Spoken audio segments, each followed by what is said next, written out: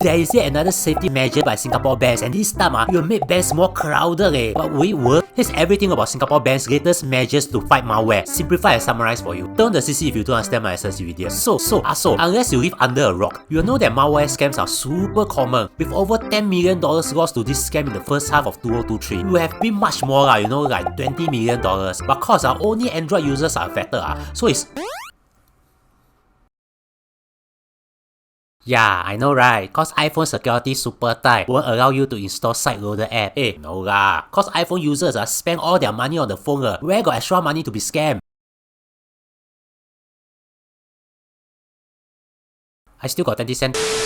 Yeah, so in case you didn't know, after OCBC disallow users to use their apps unless their phone has no dubious site loader apps. The other two local banks, DBS and UOB, have also implemented the same system. According to OCBC, when they have implemented their system, there hasn't been any reported scam. So that means it should be working now and everyone should be living happily ever after, right? No, for some reason, banks in Singapore are still implementing new safety features, with the latest one being lock-in money. The idea behind this is simple. Let's say you have got $100 in your bank account. You can then lock in a certain amount that cannot be translated digitally. So for example, you say you want to lock in $20. Therefore, if you want to pay now someone, the maximum you can pay now is only $80, even if you have got $100 in your bank account. This is because that $20 is locked in and can only be translated physically. As of now, for DBS, it can only be translated in the branch. But banks are now exploring options for them to be translated in other ways. Maybe with this machine, which I see everywhere, but I don't know what they are. Maybe to play games, I don't know. Cause I see someone once type many games only for very long. Now, of course, the question is, would this work? It depends. You see, this is like me trying to lose weight. Let me use myself as an example. I've bought a gym membership, 2 pairs of Nike shoes, 6 singlets from EMA, 6 shorts from EMA, and even downloaded Team Fearless Spotify playlist. I'm determined to lose 15 kg by running every morning at 5 AM. But every day I wake up at 10 AM and pay my gym membership so that I can go into the gym to buy the food from the vending machine. You see the problem? No, it's not because I'm not disciplined enough. It's because to lose weight,